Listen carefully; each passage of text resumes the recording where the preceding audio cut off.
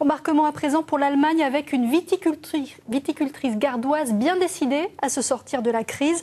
Sa solution, gagner des parts de marché à l'étranger et sa méthode, compter avant tout sur elle-même en courant les salons professionnels. Jérôme Curato et Cédric Météron l'ont suivi sur le salon Provine à Düsseldorf.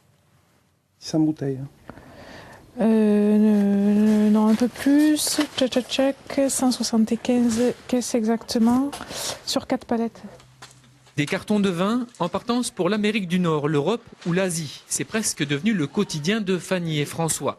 Frères et sœurs, ils ont repris le domaine familial avec la ferme intention de développer les ventes à l'export. Nos parts de vente à l'étranger représentent 50% des volumes. Les bouteilles qui partent là cette semaine représentent un volume de 5 à 6 000 bouteilles sur 4 pays principaux, l'Allemagne, la Belgique, le Canada et le Japon. Qu'est-ce que vous aviez coché, les expressions ou les élégances ?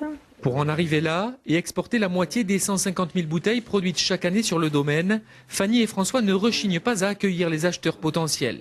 Un exemple, leur caveau de dégustation est ouvert 7 jours sur 7. Cette fois-ci, c'est un importateur belge et son épouse qui viennent déguster pour confirmer leurs premières impressions. En fait, ces importateurs, je les avais rencontrés à Bruxelles il y a un an. Bientôt, oui, un an et demi peut-être. Oui.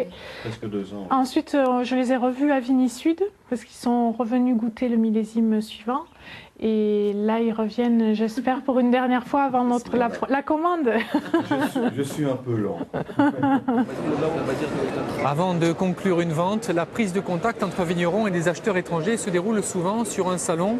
En la matière, Provine, ici à Düsseldorf, fait figure de vastes portes d'entrée sur le marché européen. Notre viticultrice a décidé de s'y rendre pour la première fois cette année. Sur son stand, Fanny multiplie les dégustations avec des importateurs, cavistes et autres distributeurs. Des rendez-vous qu'elle prépare depuis des mois avec le soutien logistique de la région, dans un but bien précis. Je suis déjà assez développée sur toute l'Europe, mais j'avais un besoin spécifique pour l'Allemagne d'agrandir mon cercle d'importateurs. Il faut aller vers le client, aller vers le consommateur, aller vers les importateurs et proposer des choses et de nouvelles choses. Une motivation qui semble porter ses fruits. Aujourd'hui, le marché allemand reste le premier marché à l'export en volume pour les vins sud de France.